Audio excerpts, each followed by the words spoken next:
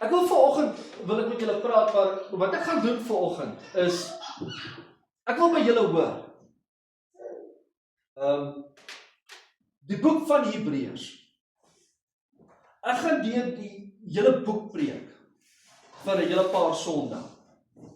En ek wil vir julle wys hierdie diep waarheid, wat hier binne is, wat so opbouend is, wat ons mis dit. En ons mis wat die ou verbond en die nuwe verbond is. Ons mis wat werklik waar die bloedverbond is. Ons weet nie van in die Ou Testament hoe hulle verbond met mekaar gesluit het met sout of met 'n baadjie of hulle het name verander en het hulle verbond gesluit met name of hulle het skoene geruil om 'n verbond te sluit en al daai ek wil nie in detail gaan nie want ons gaan deur dit stap. En dan gaan ons sien die hoof fokus is die bloedverbond, die verbond wat God gemaak het, Christus. En dan gaan ons sien dis 'n eenkant verbond. Dit is nie die mens het 'n verbond gemaak met God en God met die mens nie. Dit was 'n eenkant verbond wat God gemaak het met die mens. En waar ons gaan sien dat dit wat ons nou gesing het, hy is altyd dieselfde, hy verander nie. Sy verbond verkrummel nie. So, maar wat ek wil hê ons moet doen is, elke dag, van die boek en lees 2 hoofstukke. Môre, lees weer 2 hoofstukke. Oormôre lees 2. Laat ons deur die week deur hierdie boek werk, by die huis, lees deur hom op jou tyd, en dan gaan ons begin preek oor, en volgende week doen ons dieselfde. Totdat ons klaar is met die reeks. En wanneer ons klaar is met hom, gaan jy die boek van Hebreërs ken op die punte van jou vinger. En wanneer jy die skrif lees, gaan jy hom in heeltemal 'n ander lig sien. Pastoor Jan het altyd vir ons gesê, dit is hierdie goue draad van Genesis reg deur tot in Openbaring. En dit is hierdie goue draad wat ons gaan sien van die verbond van God. Verskriklik opbouend. So ek gaan vanoggend net vanaf vir ons punte uithaal waar ons oor gaan preek, maar terwyl ek hierdie punte gaan uithaal, gaan julle sien dit is nie selfs die punte wat ek uithaal, wat ek hier gaan oor preek nie, wat ons gaan oor preek, selfs dit is opbouend vir ons. En dit gaan ons vanoggend help. Veral die wat deur verskriklike moeilike tye gaan en ons wonder maar waar's God? Hoekom gebeur hierdie dinge?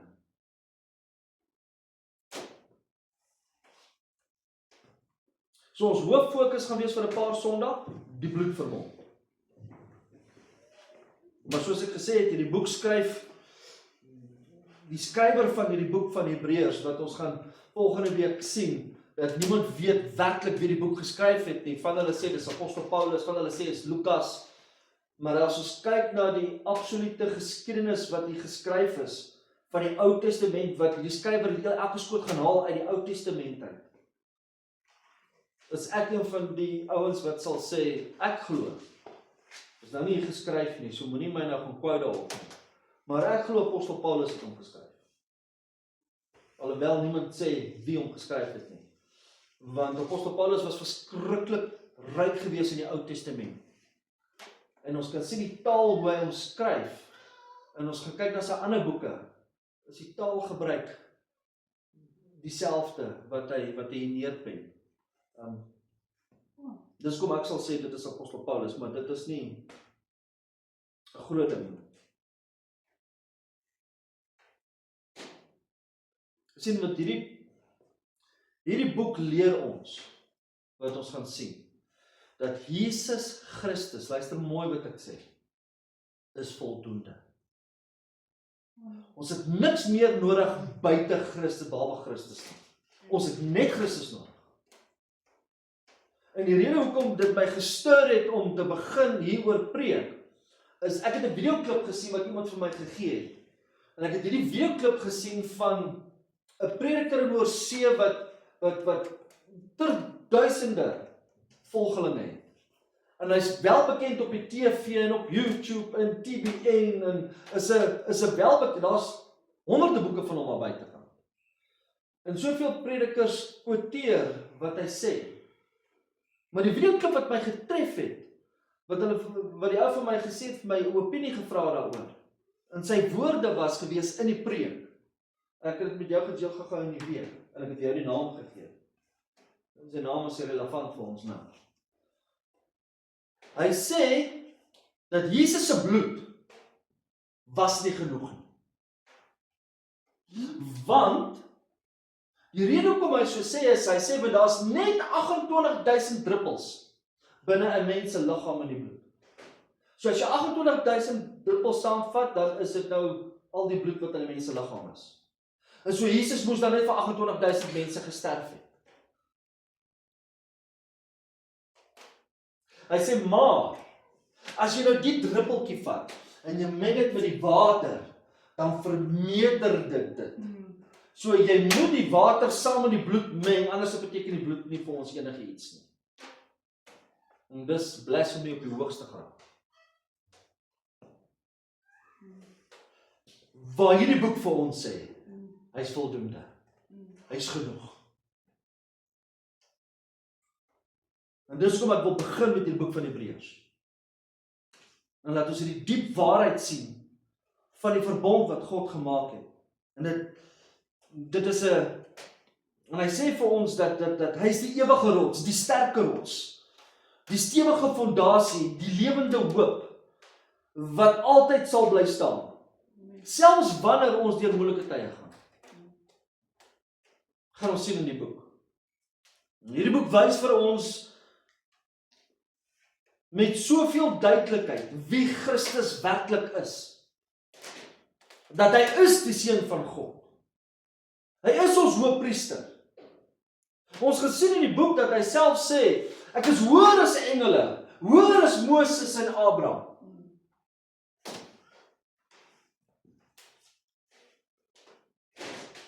En dat Jesus Christus die finale offer is. Offer was vir ons. En God, sy verbond, neem hy ernstig op. Kerk, hy neem dit ernstig op. Hy vat nie sy verbond ligtelik nie. Hy is nie 'n mens wat 'n verbond sluit, 'n man wat 'n verbond sluit met sy vrou en skei haar oor 2 maande nie, omdat hy homself gewip het nie. God neem sy verbond ernstig op. En hy sluit die verbond. En hy verander hom. Want God is 'n verbondskepende God. Hy is ons God wat die verbond openbaar. God wat sy verbond eer. En hy is 'n verbond bevestigende God, as ek my eie taal kan gebruik. My vrou sê ek maak my eie woorde op 'n tyd.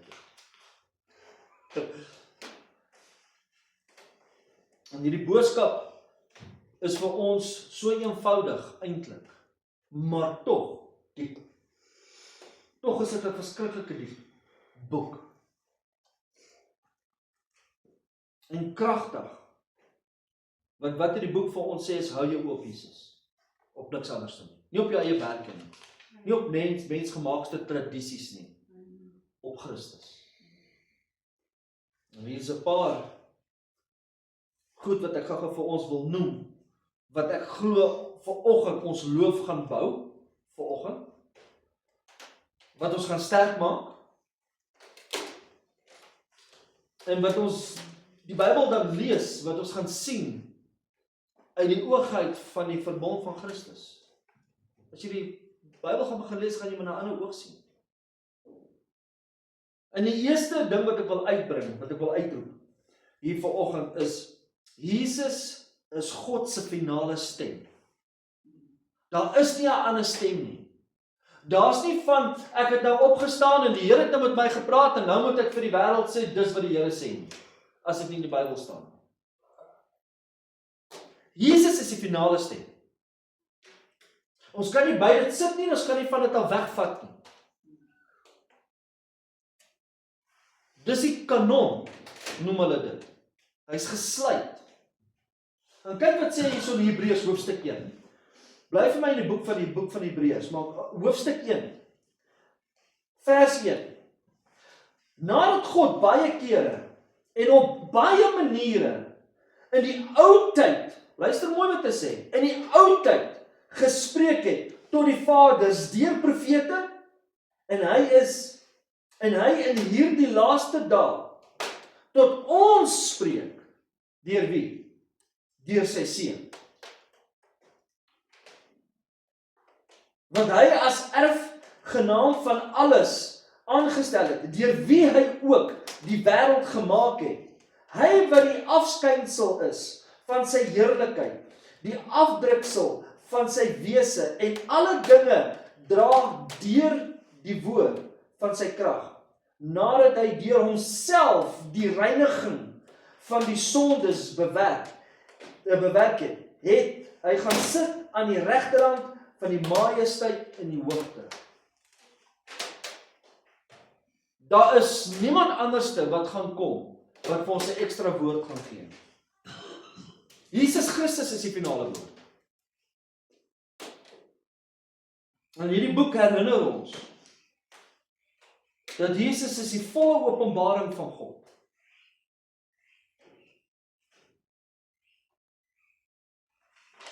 En hoekom is dit die volle openbaring?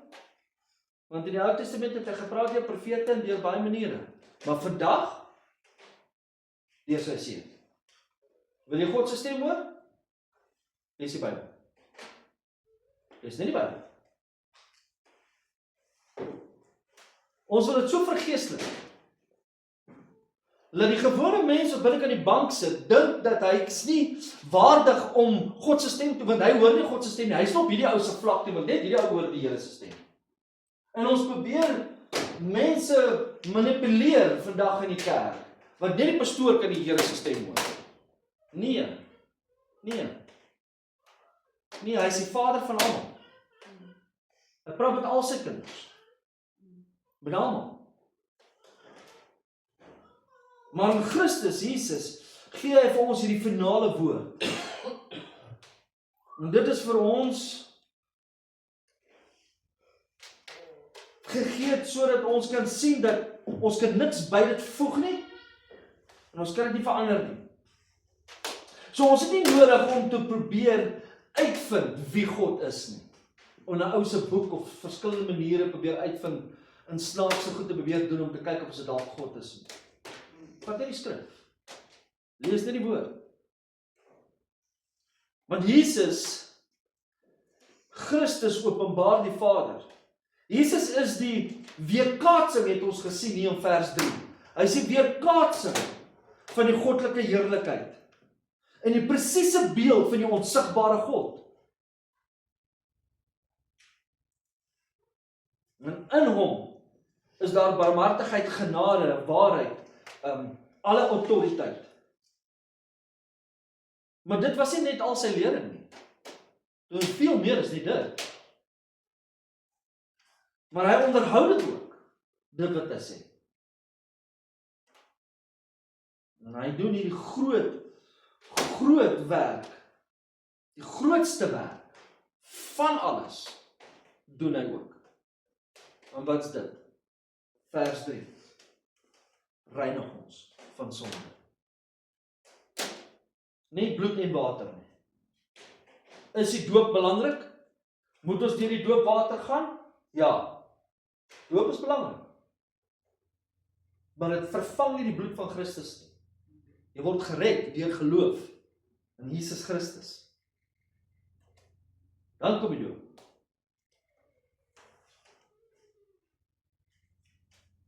En hy gaan sit aan die regterhand in die majesteit op die hoogtes, sien ons ook in vers 3. Wanneer alles dan vir ons so donker lyk en onseker lyk en alles is besig om die mekaar te gaan. Ons het nou hier buitekant gepraat, die verkiesings is amper weer naby en alles lyk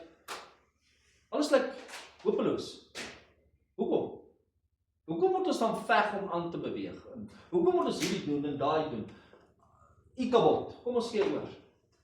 Dit is mos net alles wat die woord vir ons hier sê, om ons oë, ons ore, ons gedagtes, ons hart op Christus te fokus. Nie op die dinge van die wêreld. Want Jesus Christus wys vir ons die Vader en hy is die finale stem, die ewige hoop. Die tweede gedeelte wat ons gaan oor gesels is moenie wegdraai van God se verlossing af nie. En die Bybel sê dit vir ons baie duidelik, veral in die boek van Hebreërs. Moenie wegdraai nie. Want hy waarsku die kerk. Hy kom met die supremacy of Christ. Wie hy is, die verbond wat hy gemaak het. En dan kom hy hier met 'n waarskuwing en hy sê maar van julle hoor die woord en julle draai nog steeds weg. En hy bring vir hulle hierdie diep waarskuwing dat verlossing moet aandagtig gehou word. Ons lees dit in hoofstuk 2 van vers 1 tot vers 3. Daarom moet ons dus te meer ag gee op wat ons gehoor het, dat ons nie miskien wegdrywe nie. Want as die woord deur engele gespreek onwankelbaar was en elke oortreding en ongehoorsaamheid regverdig vergeldiging ontvang het, hoe sal ons ontvlug as ons hierdie groot saligheid veronagsaam, nadat dit eers deur die Here verkondig is, aan ons bevestig is en deur die wat dit hoor. En die skrywer herinner ons hier dat ons kan hierdie waarheid hoor, ons kan hierdie waarheid ken, maar ons kan nog steeds saggies en stadig wegbeweeg van hierdie waarheid af. En hoe doen ons dit? Dit is baie saggies. Eerste ding wat ons doen is, as die oomblik as moeilikheid kom, ons begin al hoe minder te lees. Ons begin al hoe minder te bid. Naderhand, die byeenkomste wat ons so getrou bygewoon het, begin ons al hoe minder bywoon, want ek het iets anders te wat my nou besig hou. En nou moet ek eers dit doen, want dit is my fokus. Nee, ek het Christus en dit nie. Ja, ek moet hierdie jaag, ek moet hierdie klaar kry. En voordat jy jouself, en 'n mens doen dit nie as plus nie, maar voordat 'n mens se oë uitvee, jy ver weg verdwyn al van die Here af. En dan vra maar, ek weet nie, of is dit, kerk is nie meer vir my nie. Ek kan by die huis dien in die Here dien, dis beter om by die huis te wees om die Here te dien, as om kerk toe te kom. Maar die kerksmense is almal korrup. Want ons hoor nie goed praat, ons hoor mense praat. Dis beter ek sit in my sitkamer en ek dien die Here. Dis nie die model van die kerk nie. Dis nie wat Christus gesê het nie. Hy sê moenie die byeenkomste misloop nie. Want dis waar ons mekaar bou en stig en woord het, mekaar bid en mekaar se lastes dra. So dit is nie die dadelike rebellie van ek bly weg nie, maar stadig. En daarom kom die skrywer van die boek van Hebreërs en hy moedig ons aan om meer ag te slaan op geloof. Want geloof, luister mooi wat ek sê, kom nie outomaties nie. Geloof kom deur die gehoor van die woord van God. Geloof kom deur gebed. Geloof kom deur om God se aangesig te soek. Geloof kom om vanoggend hier te sit en die evangelie te hoor en gebou te word in jou geloof.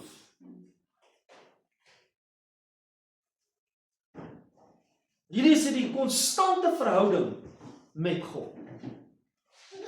En dan sê dit ook vir ons dat die grootheid van hierdie verlossing, ons kan nie uit ons eie werke uit dit verdien nie. Dus kom God vir ons die verbond gebring. Ons kan nie uit ons eie werke, of dit is nie uit 'n normale mens nie. Dis deur Christus.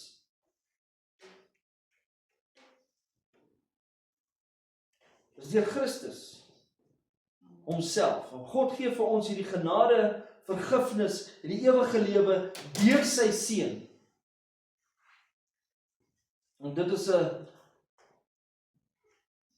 uitnodiging vir my en jou vanoggend. Dis 'n uitnodiging vir elke wedergebore kind daar buitekant om vas te staan in Christus. En wanneer hierdie moeilike tye so boos lyk, en dit is boos, is God nie ver nie. God is naby.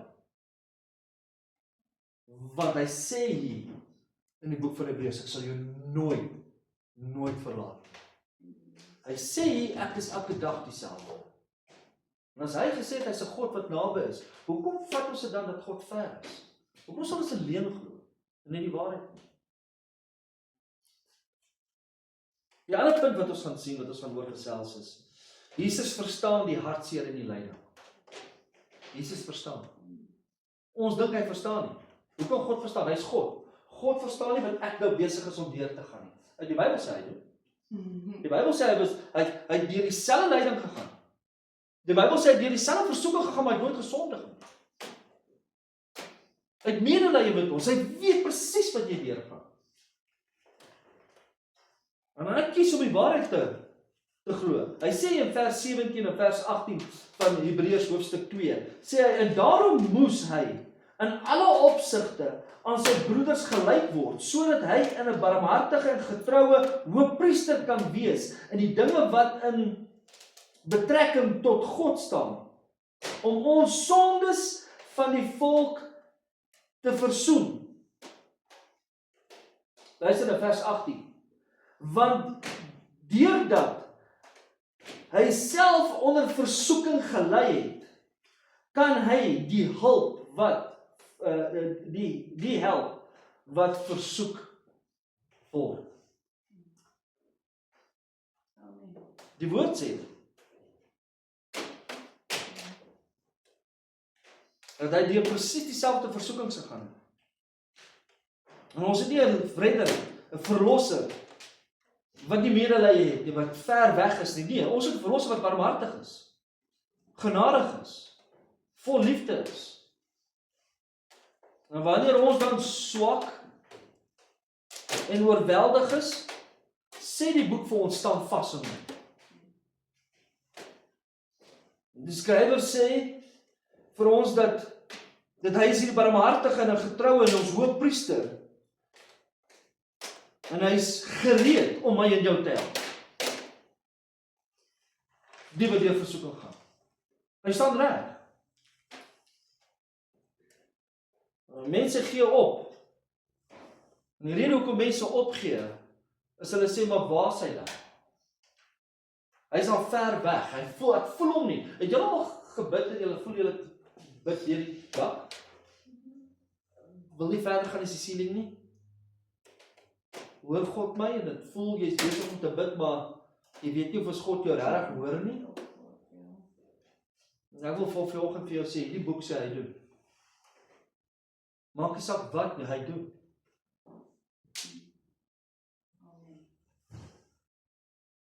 En dit nooi my uit om na hom toe te hardloop. Want hy is nie ver weg nie.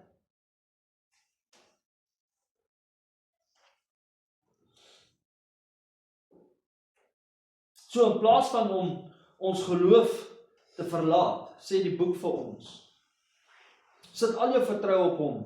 Hy ken die geveg waarmee jy besig is, want hy is met jou. Die ander punt wat ek wil inbring, wat ons gaan sien, wat ons gaan oor preek, is, moenie jou hart verhard nie. Dis ek dink een van die grootste goed wat vandag gebeur in die kerk, is ons verhard ons hart. En wat hierdie boek doen, wat die skrywer doen hier is, hy verwys ons terug na die Israeliete toe, wat hulle hart verhard het in die woestyn. En hy kom haal dit hier aan. Hy sê dit in hoofstuk 3. Hoofstuk 3 van vers 7 tot 9. Daarom soos die Heilige Gees spreek, vandag as julle sy stem hoor, verhard julle harte nie soos in die bittering, in die dag van die versoeking in die woestyn nie. maar julle vaders my versoek, my beproef het, en my werke 40 jaar lank gesien het. Sy moenie dit doen nie. Moenie julle harte verhard nie. Hou julle oë op hom, glo hom, stap in geloof en glo wat hy sê.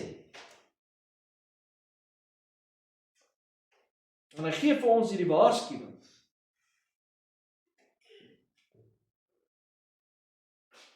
Jy sien, dit gebeur mos met die ene, al hoor hy die woord aanhoudend, kan hy nog steeds sy hart verhard. En die rede hoekom hy sy hart verhard, terwyl hy die evangelie hoor, is want hy reageer nie meer op die geloof nie. En hy kom nie meer onder die gehoorsaamheid van die woord nie. Jan het altyd gesê, man, dit gaan hier en dit gaan daar uit.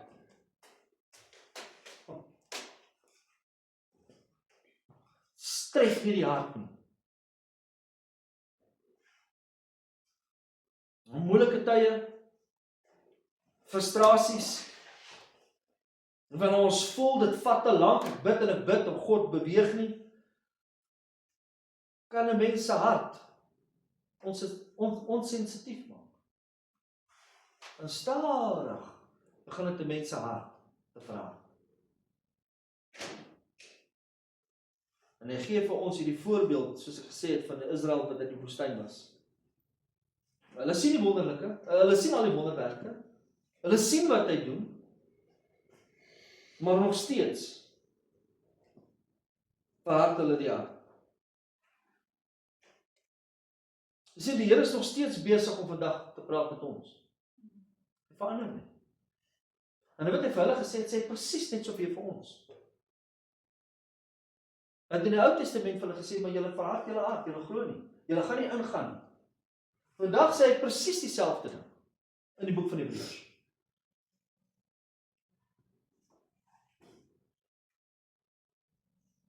En elke dag is 'n geleentheid vir my en vir jou om weg te draai van die dinge van die wêreld en te draai na God in geloof. So moenie wag dat die hart verhard moet word nie. Want geloof is nie net die begin nie. Geloof is elke liewe dag 'n wandel met God.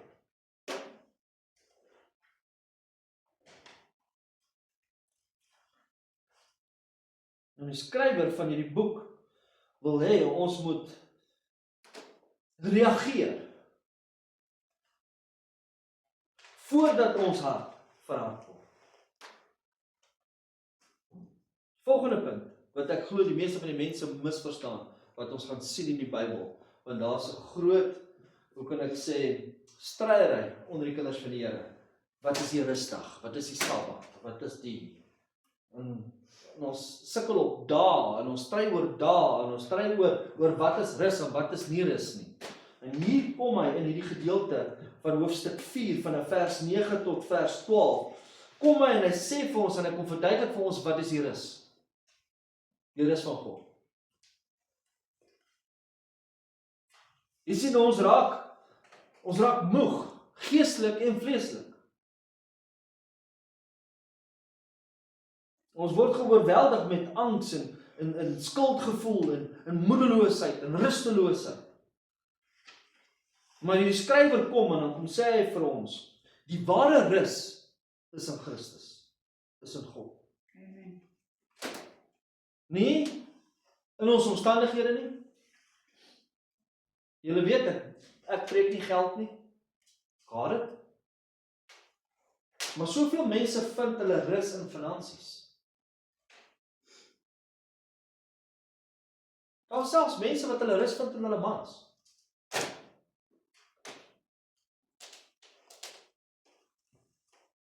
Die rus is in Christus. Is in Christus alleen.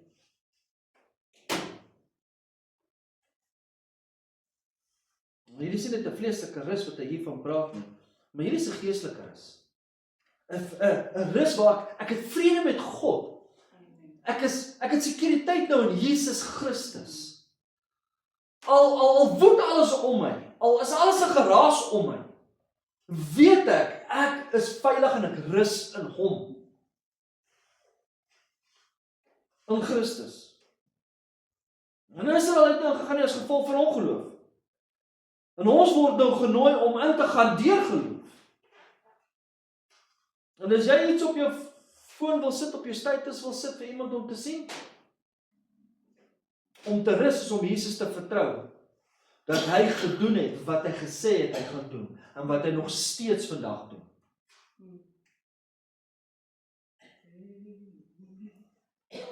Sien, ons dra nie meer hierdie laste nie. Dit is nie meer deur hierdie werke, hierdie desperaatheid wat ek moet doen om in 'n rus in te kom nie. Dis 'n werk wat Christus gedoen het.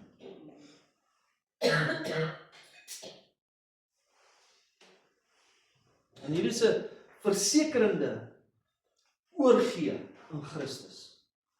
Here, ek gee dit oor in U. Ek rus in U. Ek rus in U. En wat die skrywer hier doen vir ons, is, hy maak 'n oproep. Hy roep ons. Hy maak hierdie oproep om te sê, hou stry. Hou jou eie werke te probeer doen. Vind jou rus in die genade van die Redder.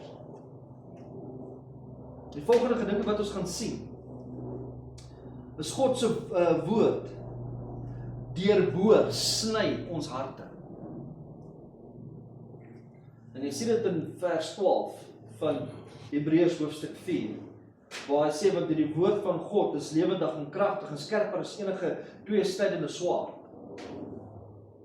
Want die woord van God besny ons. En die skrywer wil hê, ons moet dit weet, dat die woord van God is nie 'n gewone woord nie. Hierdie woord van God is lewendig, is kragtig. Dit transformeer, dit verander jou. Jy kan nie dieselfde bly as jy die hele tyd onder die klank van die woord van die Here kom nie. Die moet begin verander. Want dit is die woord wat dit doen. Die woord besny die hart. En dit wys vir ons wat binne in ons hart, binne ons gedagtes is. Want God deursoek die hart. Sien, ons moet vir almal wys aan die buitekant hoe manly ek is.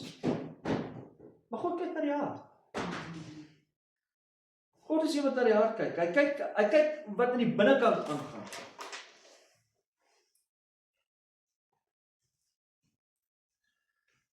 Die woord sny soos 'n tweesnydende swaard. Luister nou mooi.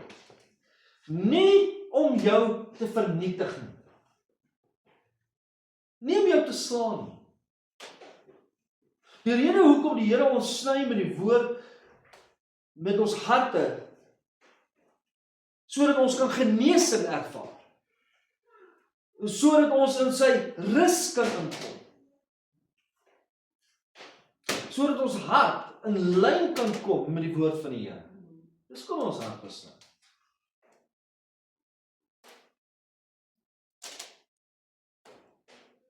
En dit sê vir ons eintlik, en hierdie is 'n groot waarskuwing wat ek nou vanoggend wil gee, wat ons gaan sien as ons daarby kom oor die paar weke.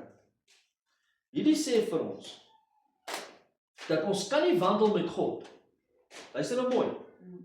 Ons kan nie wandel met God sonder om deur die woord getransformeer te word. Wanneer jy wandel met die Here, kom die woord en hy verander. Want die woord maak vry. Die woord lei ons.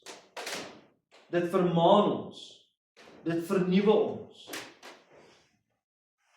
En in tye van ongeloof, maak jy Bybel oop en lees hom.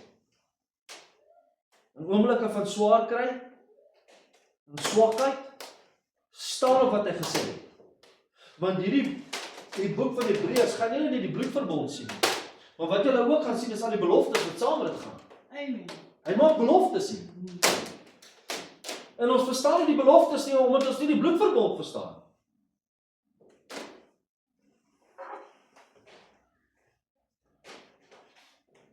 En die boek wys dat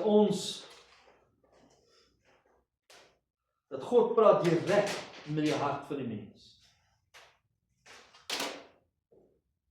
En wie hom nader, Wynand wat ons gepraat het die buitekant van nederigheid, hoe ons hom benader met hierdie nederigheid, kry ons dan hierdie rigting, hierdie ewige lewe, waar hy ons in lei. Die volgende punt wat ons gaan oor gesels is, hierdie geestelike volwassenheid is van absolute noodsaaklikheid. Geestelike volwassenheid is absoluut noodsaaklikheid. En hy kom in die skrifgedeelte in hoofstuk 5, vanaf vers 13 en vers 14. Dan kom hy en dan sê hy, want elkeen wat melk gebruik, is onervare in die woord van die geregtigheid, omdat hy 'n kind is. Maar, baie belangrik, uitroepteken, exclamation points, verskriklik belangrik wat hy nou gaan sê, maar vaste spys is vir die volwassenes, vir die wat geestelike vermoëns besit deur die gewoonte geoefen. Luister, om goed van kwaad te kan onderskei,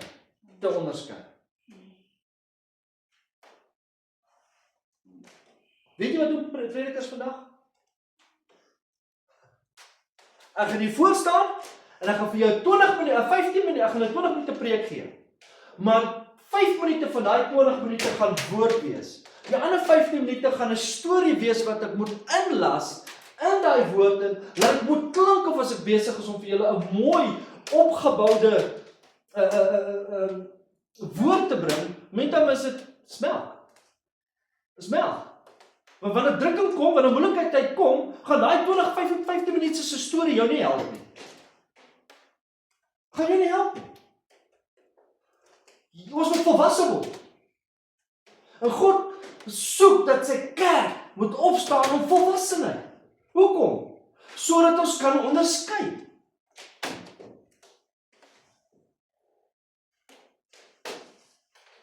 Ons moet kan onderskei. En die skrywer roep elkeen tot in die geestelike volwassenheid. Hy wil nie jy moet 'n babietjie bly nie. Die ander ding wat predikers doen, as ek kan sorg jy bly 'n babietjie, bly ek hierbo en jy daaronder. Jy's afhanklik van my. Nee. Wees volwasse. God wil met jou praat. God wil hê jy met die voorstaande mense kom bemoedig. Dis hoekom ek 'n groot aanstaande is vir ouderlinge om hier voor te staan en te preek. Groot aanstander. Daar Wynand nou vir ons 2 Sondae gepreek wat nou verby is. Ek's 'n groot aanstander daarvoor, want ons kan nie melk bly nie. Ons moet groei. Hy begin met geloof met melk.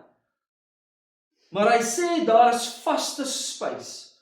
Daar's vaste kos en jy moet daarna smag. Jy moet smag daarna.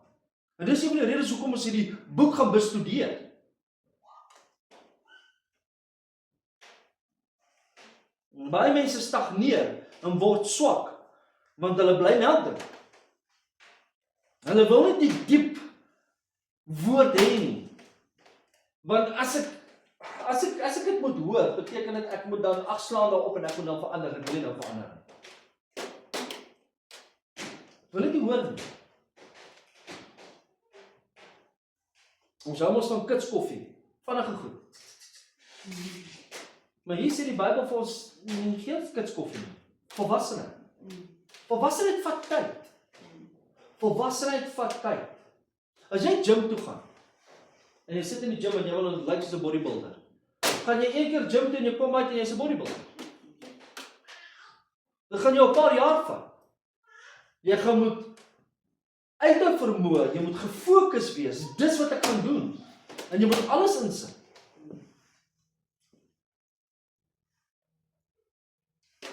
En die skrywer nooi ons uit om meer en meer soos Christus te wees.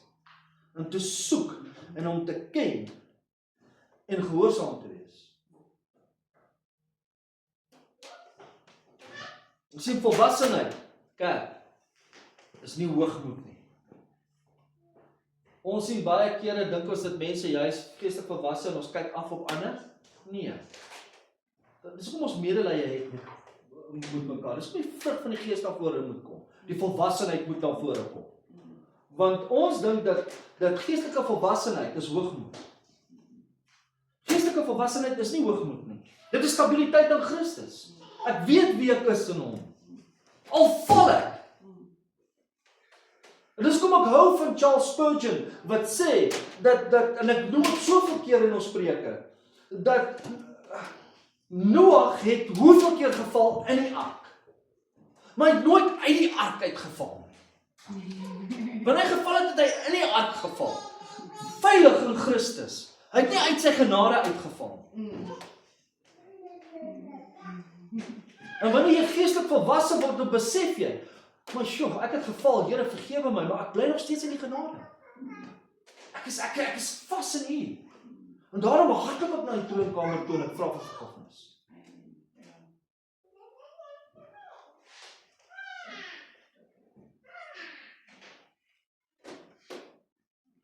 En die skrywer sê vir ons, God wil ons krag gee, dat ons kan onderskei tussen goed en kwaad. Hy sê dit in vers 14. Dis wat hy sê. God wil hê jy moet weet, dit wat jy nou doen is verkeerd, dis sonde. Of dit wat hy nou gesê het, dis nie wat ek gesê het nie, dis nie die woord nie, dis vals. Toe ek die videoklip sien, en die prediker sê dit, eendag sal ek julle die videoklip wys. Die hele gemeente staan op en sê van hy prekeer, jy weet van hy pastoor, amen! Melk. Hulle moet weer leer van vooraf, wat is redding, wat is verlossing, wie is Christus. En dis wat die skrywer vir hulle hier sê. Volgende punt wat ons gaan sien is, God gee ons 'n belofte wat nie kan misluk nie. Hy gee vir ons hierdie vaste belofte, wat nie kan verander nie, dit kan nie misluk nie. Hy sê dit in Hebreërs hoofstuk 6, van vers 17 tot 19. Sê hy dit vir ons. Hy's altyd dieselfde. Ons lewe nie vry van storms in die kerk. Storms gaan kom. Ons is nie vry daarvan af nie. Daar sal vrees en angs en bekommernisse en moedeloosheid aan al die goed na ons kante toe kom. Maar hierdie boek wys vir ons, daar's hoop. Christus. Hy is die anker wanneer alles onstabiel lyk. Hy gee ons iets om aan vas te hou. Lees hierdie gedeelte asseblief, dan sal julle sien hier in vers 19. En ons het as 'n anker van die siel. Hy is ons anker. Hy sê, hou vas aan my wanneer alles onstabiel is. En hierdie see is besig om rollercoaster te speel met jou. Hou vas aan my.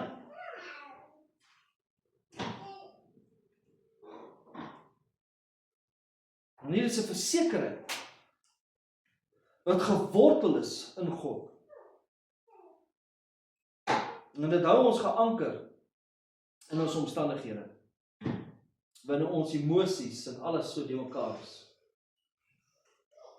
Jy sien, mense draai weg van God, want hulle perspektief verloor van wie hy werklik is.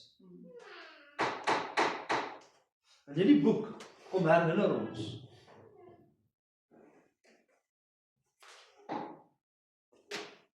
Hierdie boek vertel vir ons dat ons anker is in die hemele waar Jesus ingegaan het vir ons, namens ons, en ons sien dit in hierdie gedeelte in vers 19 as jy hom verder lees. Waar hy sê, hy het ingegaan tot in die binnekant van die voorhangsel. Ons hoop nie in wat ons sien. Dis nie geloof nie. Maar op wat God vir ons reeds gedoen het. En dit nooi ons uit om geanker te bly in Christus. Die volgende punt wat ons gaan sien is, Jesus is die middelaar van die nuwe verbond. In hierdie gedeelte gaan ons redelik op stil staan vir 'n paar Sondae, want hier is net te veel om te sê. Tussen die ou verbond en die nuwe verbond. Ou Testament, Nuwe Testament. Maar hier sien ons dat hy is die middelaar. Ons almal weet wat die woord middelaar beteken. Van die nuwe verbond. Hy wys vir ons dat Jesus is veel beter as almal. Hy sê dit hier vir ons in hoofstuk 8 van vers 10 af tot vers 13. Hier is 'n verbond wat gemaak is deur genade. God wil hê ons moet verander van binnekant af. Die nuwe verbond is nie 'n gebou op allerlei verskillende kondisies en rituele nie. Dit is gebou op die barmhartige genade van God, vir die werk wat hy vir ons gedoen het. En die waarheid is, God vergewe heeltemal. Ek wens net ons wil dit besef. Wanneer ons gesondig het en ons gaan na God toe, dat ons vra vir vergifnis, dat ons is werklik waar vergewe, geheel en al. En die vyand is slinks, en hy kom met hierdie kondemnasie, en hy kom met hierdie skuldgevoel, van hoe jy moet voel, wat jy 5 jaar terug gedoen het. Maar jy het bely, jy het voor God gekom. En nou en dan, jy sal byvoorbeeld, ek gaan myself as 'n voorbeeld vat, klim ek op die trekker as ek besig om die pad te skraap. En nou miskien sal 'n gedagte in my kop kom en my wil kondem oor wat ek 15 jaar terug gedoen het. Maar omdat ek weet dat hy is die finale woord, en omdat ek weet dat hy verander nie, en omdat ek weet sy bloedverbond, en omdat ek al hierdie punte nou vir julle gou deurgaan, hy verander nie, weet ek is vry. Maar wie die seun vrygemaak het, is waarlik vry. En dan kan ek op sy woord staan, ek kan in die anker vashou. En die beloftes wat hy gemaak het, gesê is, nee, ek is in Christus nou. Agter my Satan. Jou bose gedagtes. Jy gaan nie vervat in my gedagtes nie. Jy gaan nie saad skiet in my hart oor goed wat ek voorbely is en wat God klaar vergeet het van nie. Want die Bybel sê, hy vergeet daarvan. Hy onthou dit nooit meer nie. Nou as hy dit nooit meer onthou nie, hoekom onthou jy dit dan nog? Gaan jy die skuld gee vir dit? Hy sê dit. En dan sien ons hier, sy offer was finaal. Sy offer was veel beter.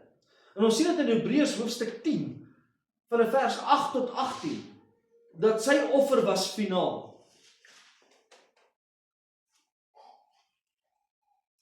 Die Ou Testamentse offer het nooit hulle sondes vergewe nie. Want hulle moes oor slag en bloed gebruik. Die nuwe verbond, eens en vir altyd. Is weg. En die skrywer verklaar dat Jesus se offer was eens en vir altyd. En dit maak my bly. Prys sy naam. Dit sê vir ons dat ons verlossing word nie gebaseer op wat ek gedoen het nie. Ja, het ek uitgeroep en sy naam geroep? Ja, maar hy het al die werk gedoen. Hy het gesterf aan die kruis. Hierdie is die finale werk van Christus. En hy sit op die troon, want sy werk was volbring. So nou hoef ons nie meer hierdie skuldgevoel en onsekerheid te wandel nie. Maar Christus Jesus se offer was voldoende. Die volgende punt wat ons gaan sien, en ek haas myself, geloof onderhou die geregverdige. Geloof onderhou die regverdige. Glo ons dit?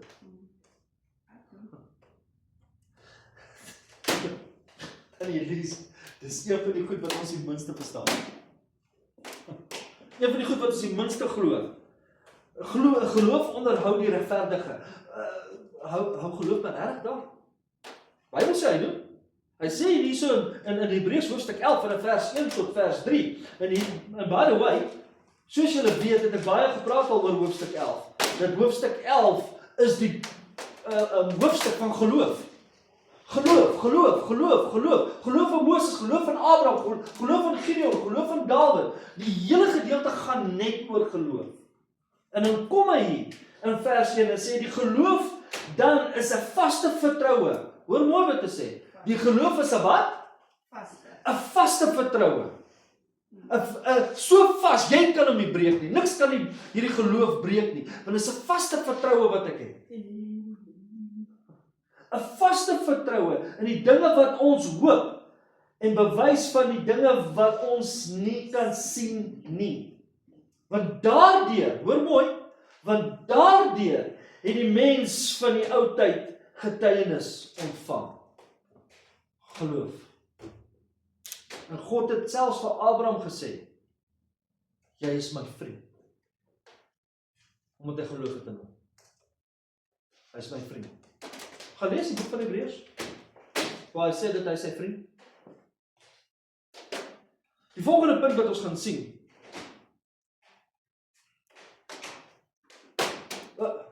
Ek wil nog net hierdie sê.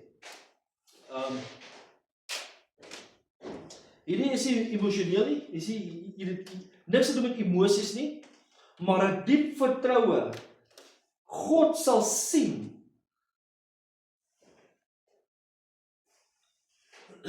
wat ek nie dadelik sien. Dat ek hom net mooi vang. Ek het hom nou hier geskryf wat ek myself nie is, maar het julle ook 'n tydjie geskryf en julle kom nie eens agter wat jy self geskryf het nie. Hierdie is nie emosies nie, maar 'n diep vertroue in God. Al sien ek dit nie dadelik nie. Al sien ek dit nie dadelik nie. As jy iets wil post hierdie ding. Geloof is nie die afwesigheid van sukkel nie, van moeilike omstandighede nie. Maar in die midde van my omstandighede glo ek al. In die midde van my omstandighede glo en vertrou ek op God. En is nog twee vinnige punte wat ek vinnig wil noem. Is God dissiplineer wie hy liefhet. Dissiplineer. God slaan. God gaan my dissiplineer. Hoe? Ek het nog nooit so preek gehoor in my lewe nie. Die Bybel sê God dissiplineer. Hy dissiplineer. Hoor wat sê hy? Hoofstuk 12 van vers 5 tot vers 8. Hoofstuk 12. Hoofstuk 12 van vers 5 tot vers, kom ons sê 7. En julle het die vermaning heeltemal vergeet. Hoor nou wat sê hy? Julle het die vermaning vergeet. Julle het die vermaning vergeet wat tot julle as seun spreek. My seun, ag die tugtiging van die Here nie, gering nie, en bewys nie as, wag, ons moet van voor af lees. En julle het die vermaning heeltemal vergeet, wat tot julle as seuns spreek. My seun, ag die tugtiging van die Here nie, gering nie, en bewys nie as jy deur hom bestraf word nie. Want die Here tugtig hom wat hy liefhet, en hy kastei, slaan elke seun wat hy aanneem.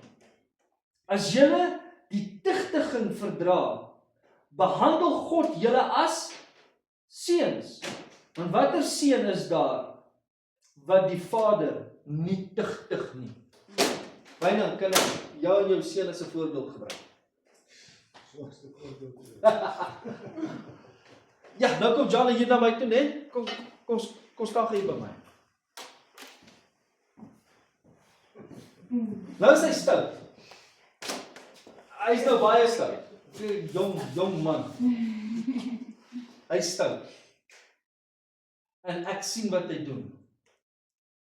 Ek het nie na hom toe kom vir jou sê, hoor hierso, jy want ek is nie sy pa nie. Okay? Maar sy pa gaan na hom toe kom, en vir hom sê, hoor so seun, kom ons sit, ons gaan 'n lyn moet trek. Hoekom? Want die pa is lief vir hom, want die pa wil nie hê hy moet na 'n kant toe gaan wat hy sien is gevaarlik nie. Reg? Dankie.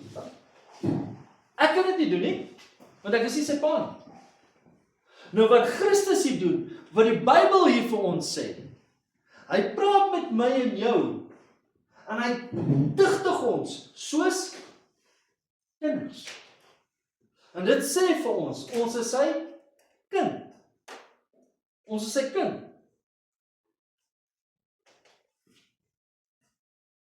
Die skrywer leer ons, dat God se dissipline is nie verwerping nie. Dis liefde. Nee? Ek praat met my kinders en ek het hulle partykeer vasvat. Dis nie wat ek hulle verwerp nie, is juis omdat ek hulle liefhet. Juis daaroor. Die wêreld sê, hardship, abandonment. Wat is dit in Afrikaans? Wie kan vir my dit in Afrikaans sê? Verwerping, hardship, swaar kry is verwerping. God het my nou verwerp en kyk, ek kry swaar. Dis nie waar nie. Dis nie wat die woord hier vir ons sê nie. Hierdie gedeelte leer ons dat dissiplinering is seenskap. Dogters in Christus. Maar goddelike dissipline kom deur verskillende vorms. Allerhande toetse, allerhande swaar kry, tribulations, trials, wat ons deurgaan is deur toetse. Hoekom? Sodat ons kan gevorm word in die beeld van Christus. Want hy wil ons op 'n volwasse plek bring. Om te lei, sê nie God is nie meer by my nie. Maar hy is teenwoordig en besig in my lewe. So goddelike dissipline is nie om te vernietig nie, maar om te vorm in sy beeld. En hier is die mooiste gedeelte van alles. Dissipline sê, jy behoort aan hom. En dis 'n gedeelte wat ek gaan opslaan wanneer ons hierdie reeks gaan doen. Dat dissipline beteken dat ek behoort aan Christus. Dis liefde. As ons dit mooi reg verstaan. Ons moet die prentjie van 'n soet en 'n sweep uit ons gedagtes uitkry. Dis nie God nie. Die prentjie wat ons moet inkry is die kruis is leeg, die graf is leeg en hy sit oor binne. En hy het genade uitgestort op ons. Dis die prentjie wat ons moet kry van dissipline. En dan die laaste punt is hy begin met Jesus, die stem, die finale stem, dan eindig hy hierso, dat hy verander nie, hy bly dieselfde. So die manier hoe Christus met ons praat, en hoe hy vandag met ons praat, is presies dieselfde. Daarom het ek 'n baie groot probleem. As mense vorentoe kom en sê, maar ek het hierdie profetiese probleem, en ek gaan 'n profetiese woord oor jou spreek. Daar is plek en ruimte vir dit. Maar ek het soveel mense gesien wat seer kry in die kerk, wat gesê het, so sê die Here, en is nooit die Here wat dit gesê het nie. Kom ek gee julle 'n voorbeeld, en ek gaan juis hierdie voorbeeld gebruik, om 'n oomblik. Julle was in die diens gewees toe dit gebeur het. Daar was 'n prediker gewees in die vorige gemeente met pastoor Jan. En hy het vir pastoor Jan gesê, en hy gaan nou oor jou profeteer. En hy het gesê, die Here gaan jou seën uit jou sokkies uit. En die Here gaan jou aanraak en jy gaan vir jare lank lewe in boeke skryf. Nie 'n jaar later in sy dood.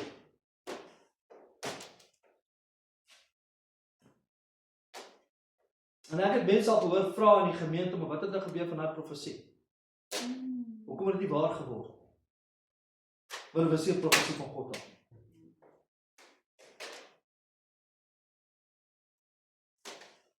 Christus is dieselfde. Hy verander nie. Hy kan nie verander nie.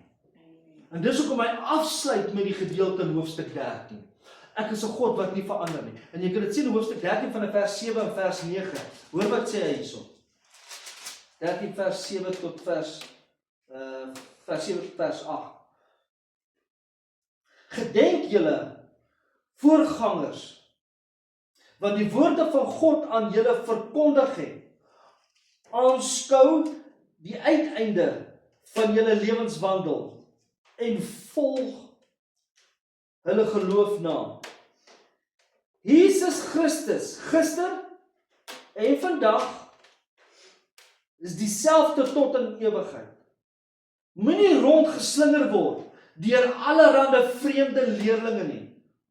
Want dit is goed dat die hart versterk word deur die genade en nie deur voedsel nie, waarvan die wat daarin gewandel het geen voordeel gehad het nie. En hy gebruik hierdie gedeelte van voedsel, want hulle het dit ingebring met hulle pagan worship. God verander nie. Net soos vandag,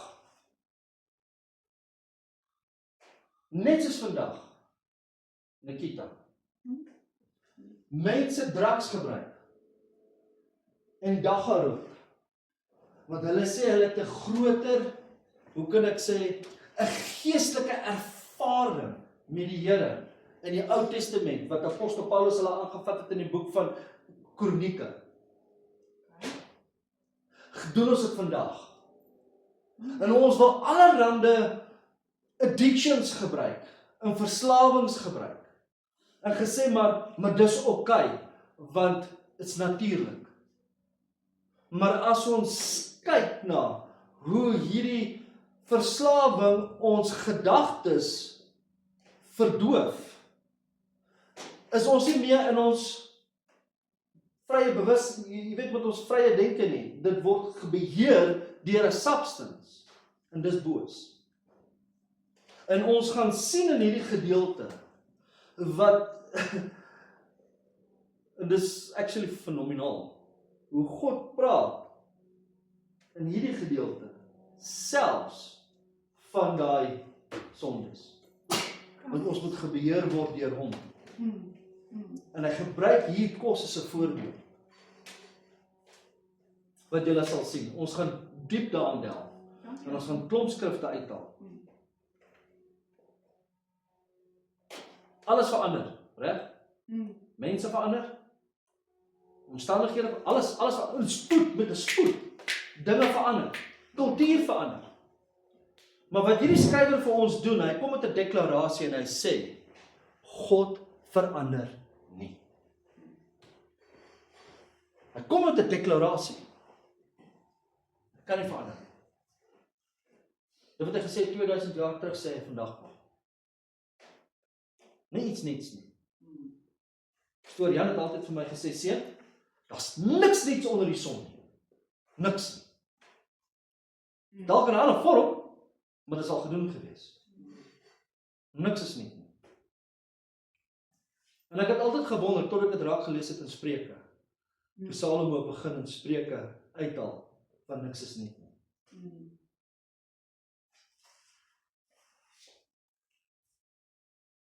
En dit is ons rots op wie ons staan, op wat ons staan. In goeie tye en in slegte tye, moet ek en jy weet, God verander nie. Amen. Verander nie. Hy gaan nie sy gedagtes om sy kind verander en sê, maar nou gaan ons deur slegte tye, maar nou is ek jy's nie meer my kind nie. God doen dit nie. Weet mense preek dit. Ek sien dit nie in die Bybel nie. Ek hou vas in die skrifgedeelte dat hy is dieselfde. En die mooi gedeelte van hierdie is Christus hou my dan nog vas. As ons weer teruggaan na die gedeelte van die anker toe, waar hy ons vashou. Dit is in hoofstuk 5 of 6, waar ons vashou. So ons hou vas in die anker en hy hou vas in ons. Hy laat ons nie gaan nie.